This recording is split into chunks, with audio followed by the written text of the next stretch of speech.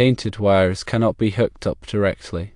Paint acts as an insulator and will prevent electrical current from flowing properly. The electrician will need to sand off the paint from the ends of the wires or clip them and restrip them. This is to ensure proper electrical contact and prevent any safety hazards. The drywallers should be responsible for covering the electrical boxes during priming to prevent paint from getting on the wires. Since they failed to do so, they should be responsible for the additional labor required to fix the issue. The procedure is as follows. Firstly, notify the electrician about the painted wires. Secondly, contact the drywall company and request that they cover the cost of the additional labor. Thirdly, have the electrician sand or re-strip the wires as necessary. Fourthly, ensure that all electrical boxes are properly covered before future drywall work is done. It is important to supervise drywall work and ensure that electrical boxes are protected. If you are hiring contractors, make sure to specify that electrical boxes should be covered during drywall installation. Painted wires pose a safety hazard and should be addressed promptly. When drywall is installed, it is often necessary to cut holes for electrical boxes, such as those for outlets and switches. These boxes contain electrical wiring that must be protected from damage and contamination during the drywalling process. One common issue that arises is the painting of these wires when the walls are primed and painted. Paint acts as an insulator, which means it resists the flow of electrical current. When paint gets on the bare wires that are meant to make contact with the terminals and outlets and switches, it can prevent a good electrical connection. This can lead to several problems. Firstly, the circuit may not work at all because the current cannot flow properly through the painted connection. Secondly, a poor connection can create resistance which generates heat. Over time, this heat can damage the wiring, the outlet or switch, and even create a fire hazard. It is important to ensure that all electrical connections are clean and free of any insulating materials like paint. The National Electrical Code, or NEC, provides guidelines for safe electrical installations. While the NEC does not specifically address painted wires, it emphasizes the importance of making good electrical connections. Section 110.12 of the 2017 NEC, for example, requires that electrical equipment be installed in a neat and workmanlike manner. This includes ensuring that all connections are clean and tight. Section 110.14b addresses the connection of conductors and states that the terminals and splicing connectors shall be identified for the material of the conductor and shall be properly installed and used. Contaminants like paint can compromise the integrity of these connections. The process of addressing painted wires involves either removing the paint or restripping the wires. Sanding the wires with fine grit sandpaper can remove the paint, but it is important to be careful not to damage the wire itself. Alternatively, the wires can be clipped and restripped to expose fresh, unpainted wire. This is often the preferred method because it ensures that all traces of paint are removed. When restripping wires, it is important to use the correct tools and techniques to avoid nicking or damaging the wire. Wire strippers are designed to remove the insulation without damaging the conductor. The correct size of the stripping tool should be used to match the gauge of the wire. After stripping the wire, it should be inspected for any signs of damage. If the wire is nicked or frayed, it should be cut back to a point where the conductor is clean and undamaged. The question of who should pay for the labor to correct the problem of painted wires often arises in construction projects. Generally, the party responsible for causing the issue should bear the cost of correcting it. In this case, the drywallers are responsible for protecting the electrical boxes from paint during the priming and painting process. Their failure to do so resulted in the wires being painted, and therefore they should be responsible for the additional labor required to fix the problem. Communication is key to resolving this issue amicably. The homeowner should first notify the electrician about the painted wires and get an estimate for the cost of correcting the problem. Then the homeowner should contact the drywall company and explain the situation. A professional approach, emphasizing the importance of safety and code compliance, can help to facilitate a resolution. It may be necessary to provide the drywall company with a copy of the electrician's estimate and a reference to the relevant sections of the NEC. If the drywall company is unwilling to cover the cost of the additional labor, the homeowner may need to pursue other options, such as filing a claim with their insurance company or taking legal action. However, these options should be considered as a last resort, as they can be time-consuming and expensive. To prevent this problem from occurring in the future, it is important to take proactive measures to protect electrical boxes during drywall installation. The easiest and most effective method is to cover the boxes with tape or plastic sheeting before the walls are primed and painted. Painter's tape is a good option because it is easy to apply and remove, and it will not damage the drywall. Plastic sheeting can be held in place with tape or by tucking it behind the edges of the box. Another option is to use box covers specifically designed for this purpose. These covers are typically made of plastic or cardboard and are designed to fit snugly over the electrical box, protecting it from paint and dust. They are available at most hardware stores and home improvement centers. Supervising the work of contractors is also important. The homeowner should make regular inspections of the job site to ensure that the contractors are taking the necessary precautions to protect the electrical boxes. If any problems are observed, they should be addressed immediately. In addition to protecting the electrical boxes from paint, it is also important to protect them from dust and debris.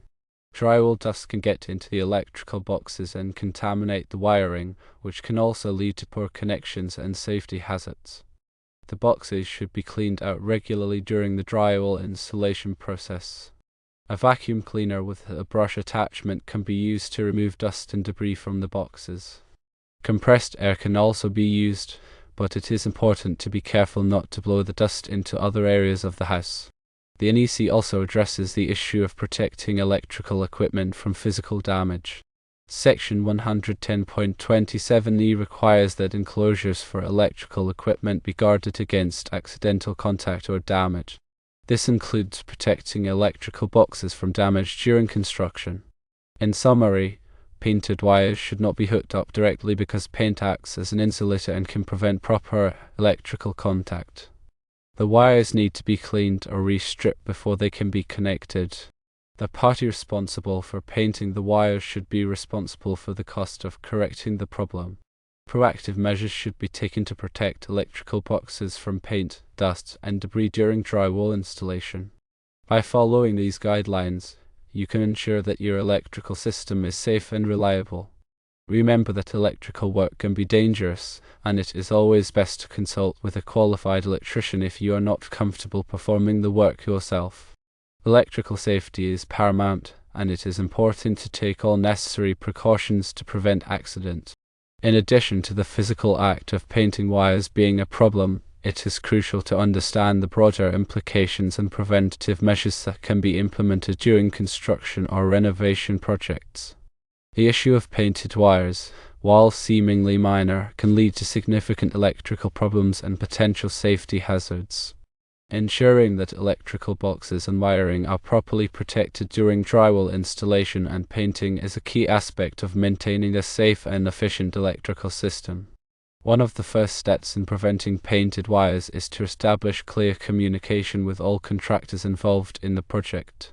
Before any work begins, it should be explicitly stated in the contract that electrical boxes must be protected during drywalling and painting. This can be reinforced during pre-construction meetings where the scope of work and safety protocols are discussed. By setting clear expectations from the outset, you can minimize the likelihood of misunderstandings and ensure that all parties are aware of their responsibilities.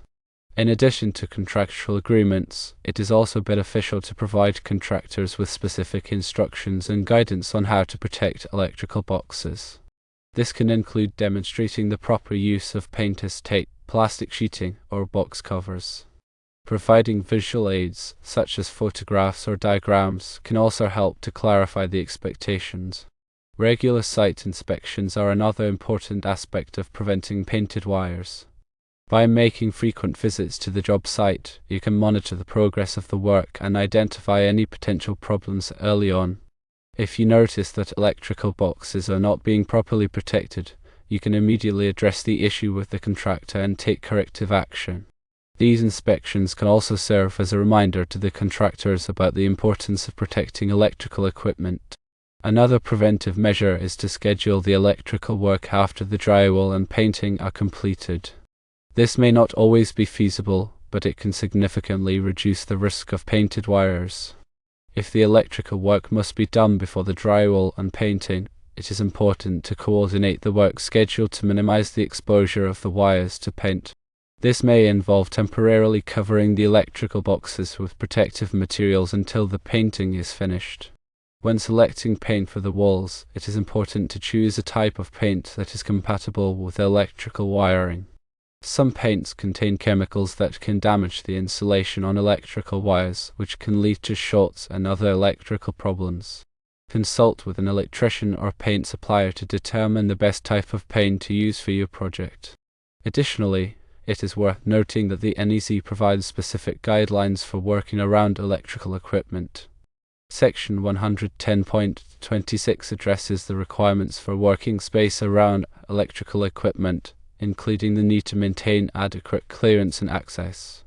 These requirements are intended to protect workers from electrical hazards and ensure that they have enough room to safely perform their tasks.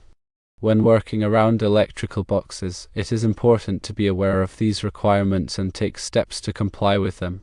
This may involve temporarily removing obstacles or providing additional lighting to ensure that the work area is safe. In the event that wires do get painted, it is essential to address the issue promptly and effectively. As previously mentioned, the paint must be removed from the wires before they can be connected to outlets or switches. This can be done by sanding the wires with fine grit sandpaper or by clipping and re-stripping the wires. When sanding the wires, it is important to be careful not to damage the insulation. Use a light touch and avoid applying too much pressure. If the insulation is damaged, the wire must be replaced. When clipping and re-stripping the wires, use a wire stripper that is properly sized for the gauge of the wire. This will ensure that the insulation is removed cleanly without damaging the conductor. After stripping the wires, inspect them carefully for any signs of damage.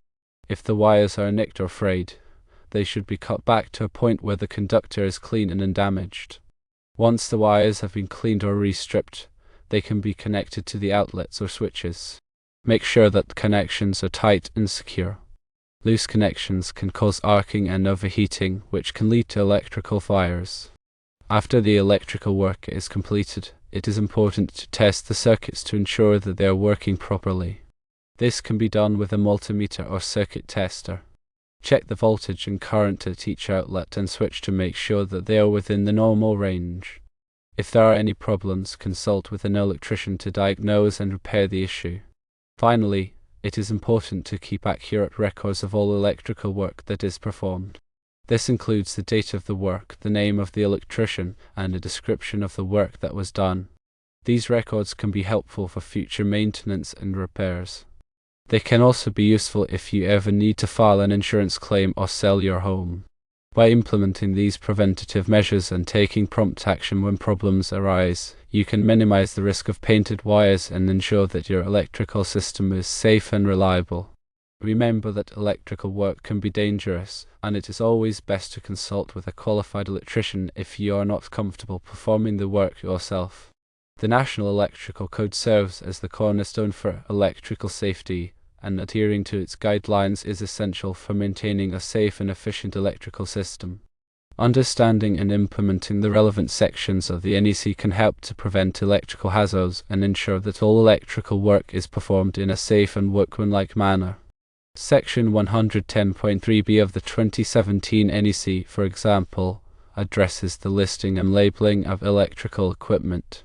This section requires that all electrical equipment be listed by a recognized testing laboratory such as Underwriters Laboratories UL, and that it be labeled with the manufacturer's name, voltage rating, and other relevant information. This listing and labeling process ensures that the equipment has been tested and found to be safe for its intended use. When purchasing electrical equipment, it is important to look for the UL listing mark or other recognized testing laboratory mark. This will give you assurance that the equipment meets safety standards.